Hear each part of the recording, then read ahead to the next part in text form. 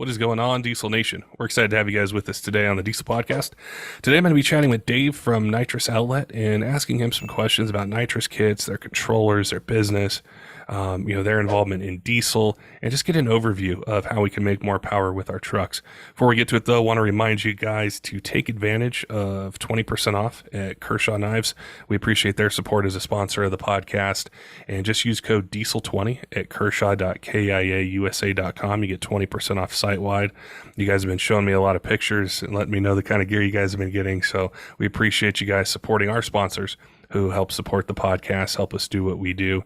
And that's something that's led to us doing, 4 episodes per week, bringing you guys more content, which is a first in the diesel industry. And so we appreciate your guys' support. Also, you're going to see a code up on the screen for our Discord. I love seeing the conversations that you guys have about your builds, asking turbo questions, what build transmission should you get. It's really cool to see what you guys are working on out there. So make sure and head on over and join. There's going to be a link down below. It's completely free. We got sections for Cummins, Duramax, Power Stroke, General Talk. If you want to suggest an episode to me or a guest, or just network with other people that have the same truck as you, or maybe you don't have a diesel truck and you want to learn more about particular brands, there's a lot of people there that are willing to help you. All right, let's get to today's episode with Dave from Nitrous Outlet and learning more about nitrous kits. Dave, welcome to the Diesel Podcast. I'm excited to chat with you today about nitrous, which we have never really covered in depth on the Diesel Podcast. I don't know a lot about it, so I'm going to be learning along with our audience, and I think it's going to be a great chat, so welcome to the podcast. Thanks for having me. Yeah, I was actually doing an episode recently with one of the co-founders of Texas Truck Jam, and he had mentioned you guys, and I thought, hey, it would be great to connect and chat about nitrous. And I wanted to start really with your company, and I'd read a little bit about the history and how you started it. But for our listeners, if you could just tell us a little bit about how you guys started, where you guys are located, what you focus on, and then we'll jump into the details of using nitrous to make more power. All right. So we're in Waco, Texas. We started in early 2001, late 2000. We actually started out of a enclosed trailer in a garage, a duplex garage, and a race car trailer. We would take to the racetrack on the weekends. We'd fill bottles, sell race gas, and then we started hustling parts. It grew from there, and we ended up building a speed shop. We worked on cars. We went through several levels of steps over the years. And then I want to say it was 2004, 2003. We had already started Nitrous Outlet, and financially we had to make a choice between the speed shop and Nitrous Outlet and put one of our investments into one altogether. We were earlier designing parts to work with other nitrous companies' products. We ended up, our intentions were never to go into manufacturing, which sounds funny, but that's where our future led us. And we went from being other companies' largest dealer to their largest competitor now. It's been interesting. We went from having, whenever we started Nitrous Outlet, it was me and one other employee. We'd take an order, run out to the trailer, pull the parts out, box it up, ship it, and now we're in a 13,000 square foot building with 33 employees. I know I was going to get to the technical side and asking nitrous questions, but I know our audience is really fascinated by stories of growth, and we have a lot of shops that listen to us, and so there's a couple questions that popped up when you were telling us the history. All right. So when you were deciding which business to go with, the speed shop or Nitrous Outlet, was it the people calling the consumers that were just saying, hey, I want these nitrous parts, they just were so loud that you're like, hey, we got to go this direction? Or what were some of the factors that helped you decide which way to go with the business? Well, I look back now, and so at the time I was in my late 20s, mid 20s, terrible businessman, no clue at all. I gave my techs 60% of the shop ticket. So whenever we would hit downtimes, I didn't have any money built up. So I was always struggling. I got to the point where I felt like my employees were holding me hostage. Getting good help was hard. We tried to work on the higher end of cars. So I was really picky who we hired. My head technician wanted to open his own shop. So I sold it to him. It was a one night decision, as crazy as it sounds. And I liquidated all my inventory out of the speed shop to another shop that was opening. and there was not a whole lot of thought process behind it. It's funny now because my goal was not to have employees, and now I have triple the employees I had then. I look back at the time being then, and whenever I sold the shop off, there was a 2-month backlog to get your car in the shop. And I've always been very organized with timelines, which it still helps us now from the custom side of what we do. So I think now if I were I'm 45 now, and if I were me back then, I think I could have done both. But back then, my mind couldn't wrap around it, and I was just making off the cuff decisions with no education. I think a lot of shop owners or even business owners in in other fields, they can run into that because there's not necessarily a blueprint for how to do it. And I know that there's business podcasts and books and personalities that are out there that might offer some advice, but they're not in your particular industry, especially automotive or what you guys were doing. And it can be so hard to find that leadership or that guidance. And I know right now it's kind of something a lot of people face is, should I focus all on custom builds and performance? Should I do maintenance? Or these shops will start making something. They see a void in the market with a part or a bracket or a downpipe or something that isn't out there, and they get stuck there. So I thought that was really fascinating to hear how you made that decision. And I know the next thing they're going to ask is, okay, how do I go from making this decision to growing into what you just mentioned? How many employees you have, the space, was it, a focus on the employees themselves? Did you focus more on the marketing, the long-term things, or what went into growing into Nitrous Outlet, what it is today? Well, every step was an education process for me. And I look back and, twice a year, I go do continuing education classes out at Samtech, School of Automotive Machinist. And always the graduates there are getting out and they're going into the industry. And whenever they graduate, they don't, some of them think they're going to do tuning, some of them are going to do heads, or they're going to do block machining. But then the truth is, whenever you get out into the industry, a lot of times they end up going a different direction. So, and they may be doing something completely different. When I tell those guys, now what I realize is that it's about margins. And so I never understood margins. I gave all my buddies deals. I was barely making ends meet, working my butt off for no reason. And everything. So even from running your shop, you have to log for those hours and you have to charge for those hours. And back then, like if somebody worked on their own car and brought it to our chassis down over the tune and it had a problem, I felt bad and I wouldn't charge them. Well, I was still paying my help. And so creating that wall of, okay, this is business and this is not business, and being able to understand that you have to have that margin, control your overhead and your expenses. Don't just go rent a big building because it sounds cool. If you don't need it, don't get it. Like every time we've moved, it's because we're being busting at the seams. And like right now, we just bought acres to build a new facility. I'm going to drag this place out another 2 years. So we're actually going up because we're out of floor space. And we just built I can't say the word, mezzanine out there. Because even as you grow, people see the company and even us, they think we're just this huge company. And to be honest with you, you're reinvesting everything you have. So you're always still on that bottom line. You don't have a lot of liquidable cash. And keeping the other thing is keeping your hands out of it. Everybody, I don't build just the fastest race car in the world. Well, because we would go bankrupt, and there's been a lot of good shops do that. So you got to be disciplined. There's a lot of great information that you're giving us, because I think of shop owners or even like contractors. I know there's always a friend or family member. It's like, hey, can you build out this deck for me or renovate this room? You say, yeah, sure. And you cut them a deal, or hey, can you throw this turbo kit on me? But as a business owner, an entrepreneur, this is your livelihood that you're supporting yourself, your family with, other employees providing for them. And I think that tough decision eventually hits every business owner, where you have to make that decision, like you said, to say, hey, I've got to pay my help. I've got to reinvest in my business. And I think that's one of the things that gets lost a lot in automotive. So that's some great information there. I think if they learn margins and work in their balance sheet and the profit loss stuff, that I hate that stuff. To this day, I hate it. In my mind, does not focus on. I have to sit down and Jacob has to go over it with me all the time just to keep me on track, because I don't care. Like I like to design parts and do stuff, but it's okay to want to cut your friends a deal, but treat it by percentages. So say, okay, well, this is my buddy. I'm going to give him a 5 or 10% discount.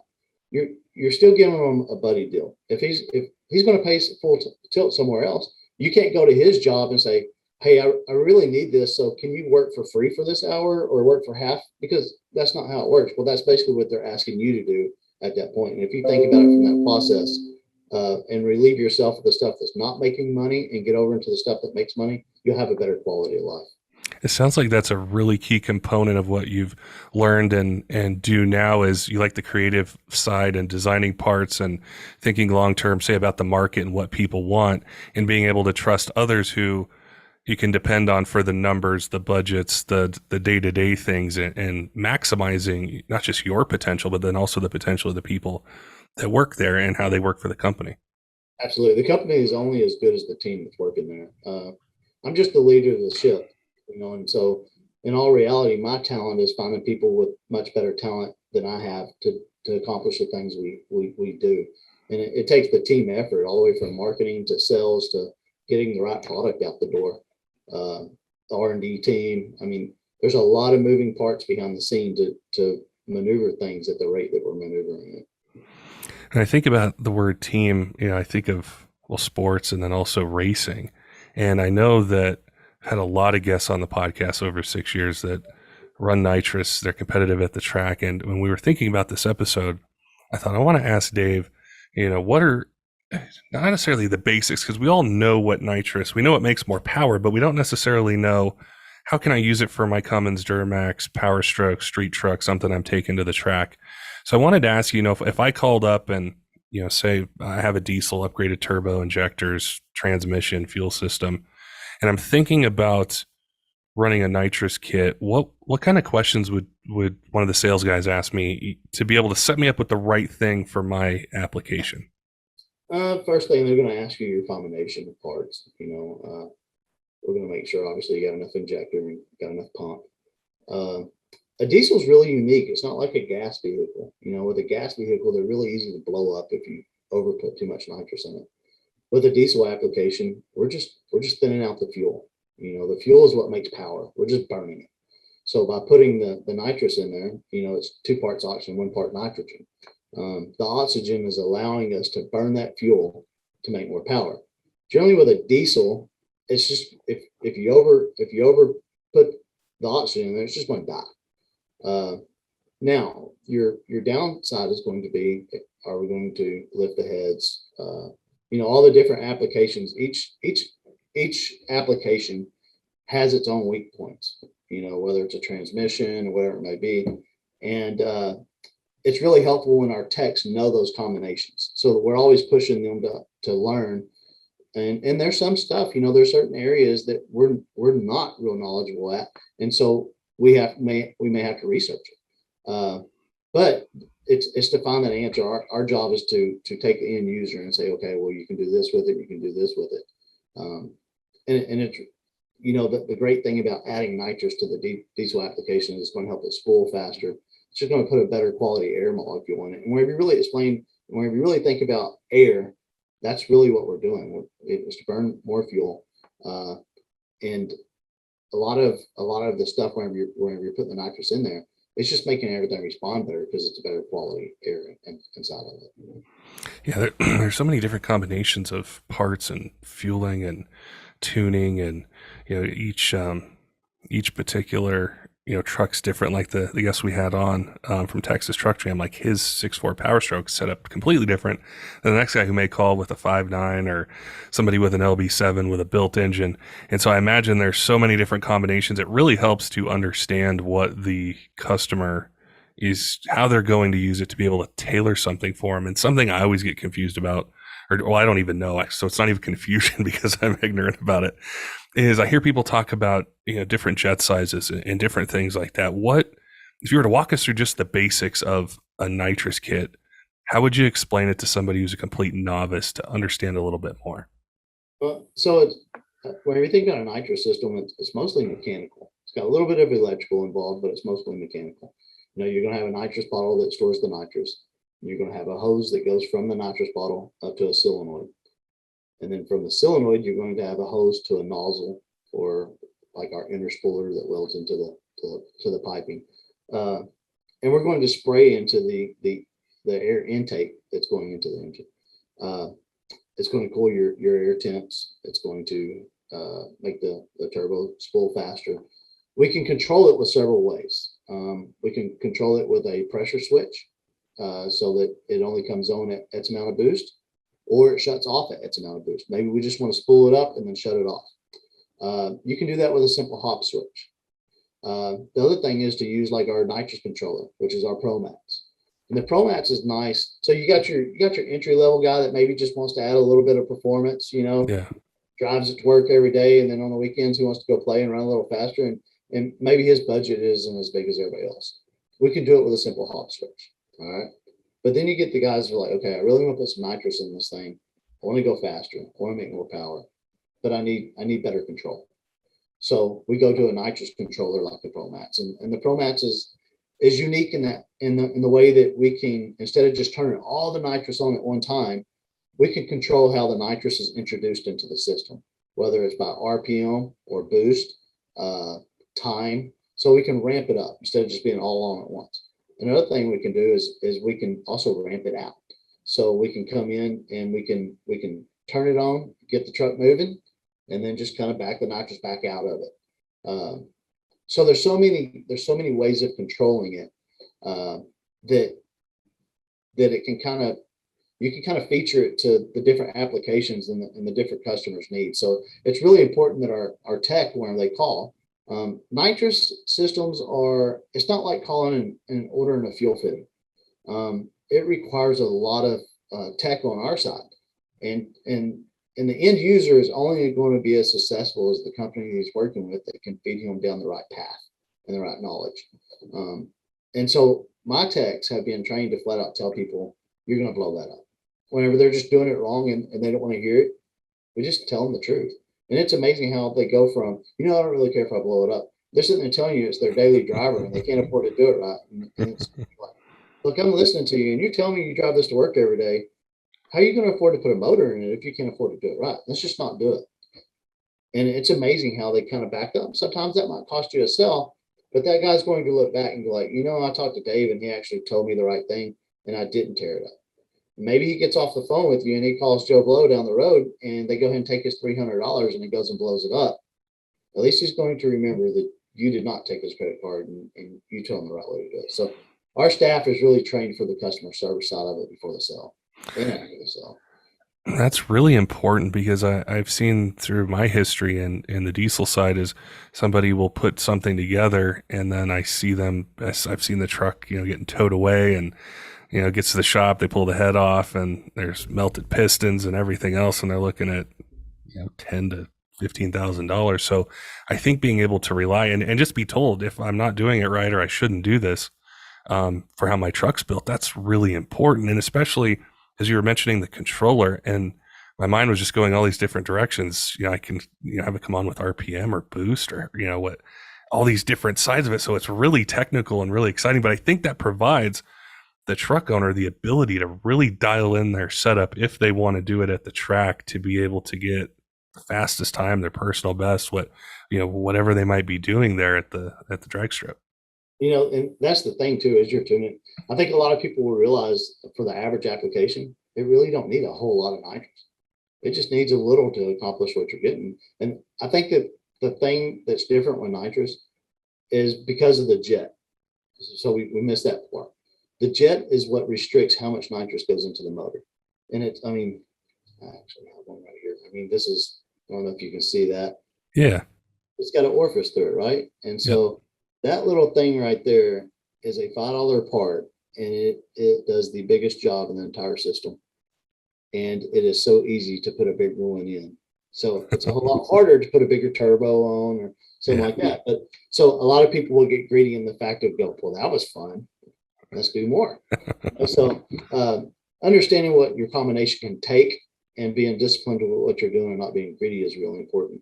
We've all seen these videos where the truck is blowing up on the dyno, or they're taking a bottle and they're just spraying it into the opening. And Yeah. that's great for YouTube clicks, but it just eats me up. Like whenever the people we work with sponsorship wise, we really push them not to do that stuff because it's misrepresenting our industry. We're telling people, yeah, that was really cool, but the amount of damage that comes behind it and that whole thought process, it just, for me, if that was me and I did that, it would leave such a poor taste in my mouth of nitrous in general, wherever really it was the end user's lack of knowledge. So it's the biggest thing with nitrous is it's so easy to add more power that some people just make some stupid decisions. That really ties in to what I think in diesel is kind of the same thing, which it's going through as an industry, is the perception of the old days. When I think back to, I don't know, mid 2000s or so, and events and things like that, it was all about this huge black cloud, and I think that went on for so long that it gave the industry or the aftermarket side kind of a bad name. And so when you're talking about applications of nitrous and just wanting to educate people, and I think really kind of stand up for your industry and what you guys are producing, that really resonated with me, because it's the same fight that's going on and has been going on for a long time of racing, overfueling a truck, things that look cool on YouTube or something like that. But for those of you that are in an industry, you're supporting people having a business, it directly impacts you guys. So I think the education, something like a podcast, the information you guys put out, the events that you work with, the racers that you work with, is so crucial to be able to educate the end user. And the education process has always been really big, which is why I like going to the schools and stuff. But the truth is people have changed. Now they want to sit down and watch a YouTube video of just something happening. Sitting down and reading a tech article, grabbing their attention is not as easy anymore. So now it's like, from a marketing standpoint, you're still wanting to get the tech knowledge out there. So you put it on your social media avenues and it gets no return, right? It just falls off because people are more out to be entertained. So now what you're trying to do is mix in a little bit of tech with some entertainment. And so you're actually educating them without them even realizing what's happening. And so it's a very fine combination, because if you throw yourself into the industry for the guys that are coming into it with over tech, you're going to lose them right off the bat. So it's crazy how the industry has changed over the years. Used to, it was like tech article, and there's still the guys that want the tech, but the avenues of them getting that tech is not as wide as it used to be, because more people are just interested in getting returns of clicks. Oh yeah. I struggle with that as well growing up, and through my education process and just jumping into the real world. It was read, it was absorb as much information as you could, it was ask questions, and then the fun stuff came later. Whereas now it's like, what can grab my attention in the 3 seconds I'm going to be scrolling past this post on Instagram? And then you have to almost back into the knowledge of how they do that, how that truck make 2,800 horsepower or 3,100, or why did the engine explode? And it's so different. They're almost polar opposites. It is. And with the diesel side of it, I know you guys do gas and as well. What have you guys seen, from the diesel crowd when they call in, or things that they ask you guys at shows, that maybe 3 common questions that you guys might get that, for people listening to this podcast, I'm sure we'll be able to help them and maybe help educate them. So when they do call you, those 3 common ones are already out of the way. You really get a kind of mix of different customers. You got the guys that know absolutely nothing about nitrous, and you really just got to walk them through the whole platform of, okay, what do you have? What's your goal? And sometimes people don't really know what their goal is. They just know they want more power, right? So you got to fill them out. And I think the biggest question is how do I go about this without tearing up my car, or my truck? And I think that's probably really kind of evaluating the parts that they need for what they're doing, and and putting them on the right track. All the questions kind of seem to always come back to, what do I need, and am I going to blow it up? Really, that's and then you get the guys that are more seasoned and they know what they're doing, and at that time they just need you to make sure to get them the right parts. So it's, we have to talk to people about the common stuff like bottle pressure. Bottle pressure is going to, if you don't have a heater on it and the bottle pressure drops, the tune-up's going to go rich, because we're no longer leaning out the fuel at that point.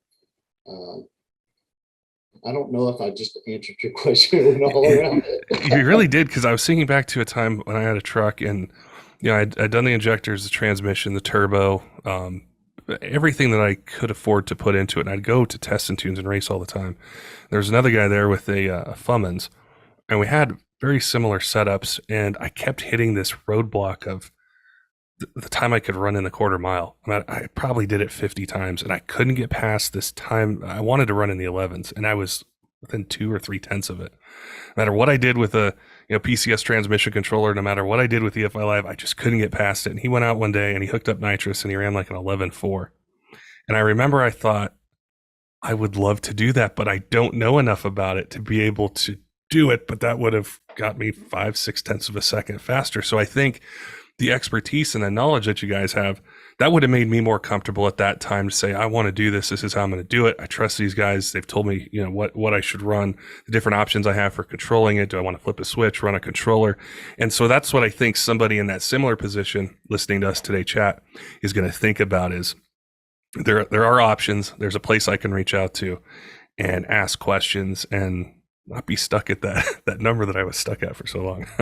Absolutely. I think with any mod, most people do, they're going to read up on it, and they're going to invest some time into, for one, make sure they're spending their money in the right area, but making sure they're buying the right parts. Yeah.